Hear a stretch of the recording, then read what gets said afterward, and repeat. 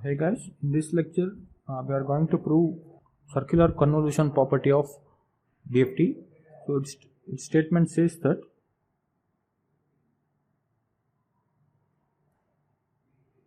if DFT of x of n is equal to x of k, then DFT of y of n, which is equal to convolution of two time domain sequence x1 of n circle inside n into x2 of n. Okay, this is nothing but n point circular convolution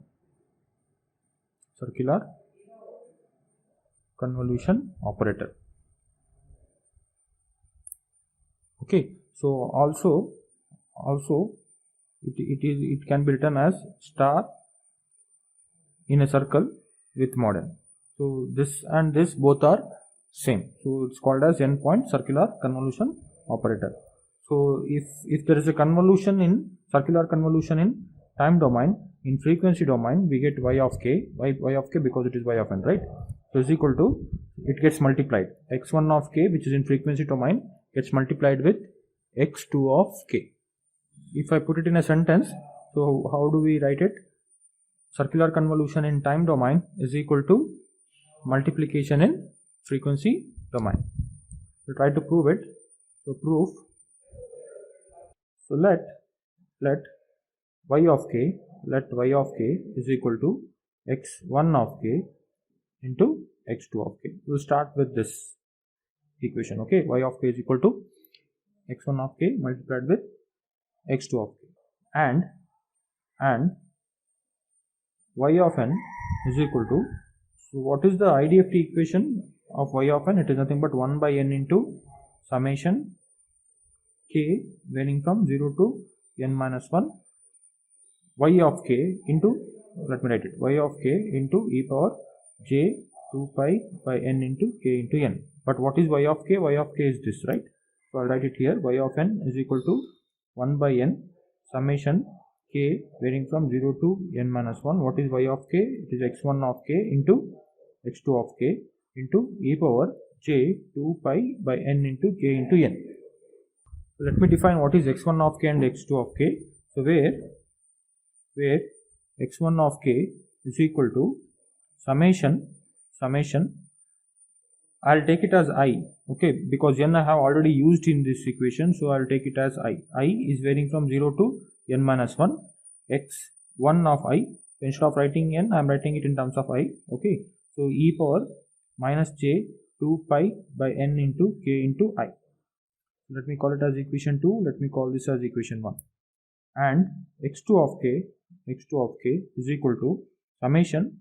So again, I cannot write it in terms of n because I already used it this n. So I'll take one more variable, which is m, is equal to 0 to n minus 1. x2 of m into e power minus j 2 pi by n into k into m. Let me call it as equation number 3. Fine. So what I'll do, I'll substitute equation 2 and equation 3 in equation 1. I mean to say, instead of writing x1 of k, I'll write this equation. Instead of writing x2 of k, I'll write this equation. That is what I'm going to do in the next step. Substituting equation 1 and equation 2 and equation 3 in equation 1, comma, we get so y of n is equal to 1 by n into summation k varying from 0 to n minus 1. We had x1 of k, but what is x1 of k? X1 of k is this equation. So I'll substitute that equation. Summation I varying from 0 to n minus 1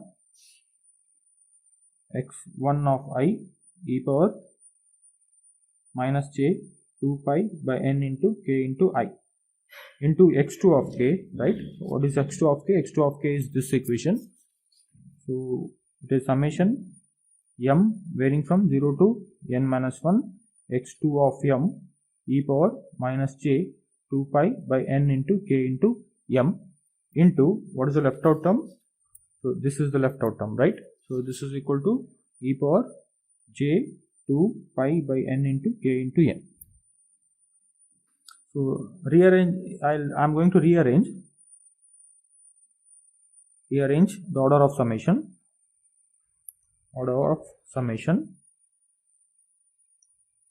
So y of n is equal to 1 by n into, so I'll write first this two term, I'll write it first. So summation I varying from 0 to n minus 1 x1 of I, and I'll write this next. So summation m varying from 0 to n minus 1 x2 of m. Now left out term is summation k varying from 0 to n minus 1. So I'm done with this. Now left out term is these three exponential, right? So this one and this one and this one. So I can take few terms common here, e power minus j 2 pi by n into, so k is there, so k is common. So these are the terms I get common. So what do I get inside the bracket? It is e power minus j 2 pi by n into k into I here. Next e power minus into minus plus minus j 2 pi by n into k into m, and here minus into minus plus. So what do I get here? Here it is m. Fine. So in the next step, the summation over k, in the sense this term, this summation, the summation over k is equal to n for I is equal to n minus m, and it is equal to 0 and is equal to 0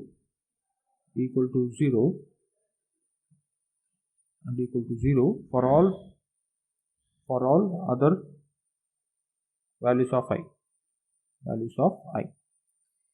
So I repeat again, the last summation part is equal over the k, in the sense this summation is equal to n for I is equal to n minus m, and is equal to 0 for other values of I. So how did I end up with this statement? Let me convince you here. So what do we have? Summation k varying from 0 to n minus 1 e power minus j 2 pi by n into I plus m minus n into k, right? This is what we had. So and we are claiming that this is equal to n for I is equal to n minus m and equal to 0 for other values of I. So how is that? So we know the statement, right? Summation n varying from 0 to n minus 1 alpha power n is what? 1 minus alpha power capital N divided by 1 minus alpha for alpha not equal to 1 and equal to n for alpha equal to 1. So this statement we know, right? This is standard result. So in this case, I can write this as alpha power n form, right? Summation k varying from 0 to n minus 1 e power minus j 2 pi by n into I plus m minus n whole power k, right? Now I have written this equation in this form. So where what is alpha? Alpha is e power minus j 2 pi by n into I plus m minus n. Here, so alpha equal to 1 implies, so alpha equal to 1, for what value of I alpha becomes equal to 1. That is what I am trying to say. So if I put I is equal to plus n minus m, if I put I is equal to plus n minus m, what happens? So mm cancels out, nn cancels out, so this becomes 0, so e power 0 is 1, so alpha becomes equal to 1. So alpha equal to 1 is nothing but in I is equal to what? N minus m. So alpha not equal to 1 is nothing but what? I is for other values of I, where in the sense I is not equal to n minus m, this is not equal to 1. This won't go to 1. Okay. So therefore, so if I plug this statement here in this standard definition, what do I get? 1 minus alpha power n, right? So this is in terms of what? Summation k varying from summation n varying from 0 to n minus 1 alpha power n. I'm writing right hand side of this equation, which is 1 minus alpha power capital N. But what is alpha? Alpha is this e power minus j 2 pi by n into I plus m minus n divided by 1 minus alpha. to the power n, and if I take that n inside, I'll get n.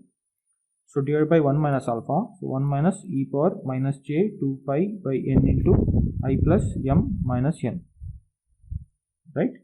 So 1 minus alpha power capital N divided by 1 minus alpha, where alpha, for alpha not equal to 1, right? Alpha not equal to 1 implies what? I not equal to n minus m, and equal to n and equal to n for alpha equal to 1, but what is for alpha equal to 1 implies I is equal to n minus m, right? Now here this n cancels out, e power minus j 2 pi into any integer, I, m, n all are integers, okay?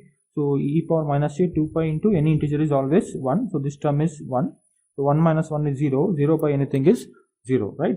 So this end up with 0 for I is not equal to n minus m, and equal to n for I equal to n minus m, right? So this is what, so we are trying to say here. The summation over k, the summation over k, this statement is equal to n for what? I is equal to n minus m and is equal to 0 for all other values of I, right? Now we'll continue with the next step. So I'll replace I is equal to n minus m, okay? Why? Because I want to make this as n. When I is equal to n minus m, so this is n, right?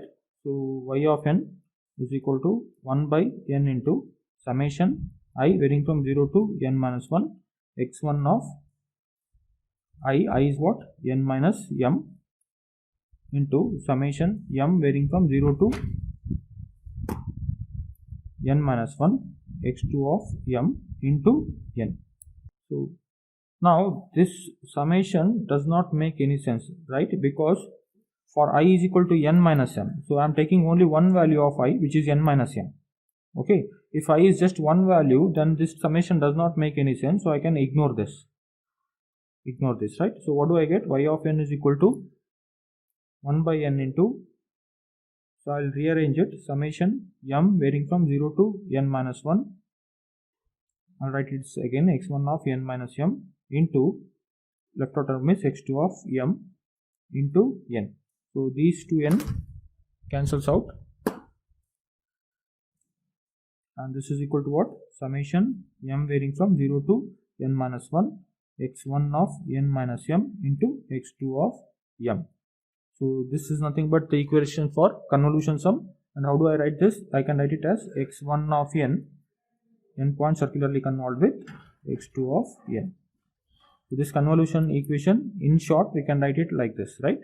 So from where we started from y of k, which is equal to multiplication in frequency domain. And where did we end it? We ended with circular convolution in time domain, right? And that is what the statement says. Convolution in time domain is equal to multiplication in frequency domain.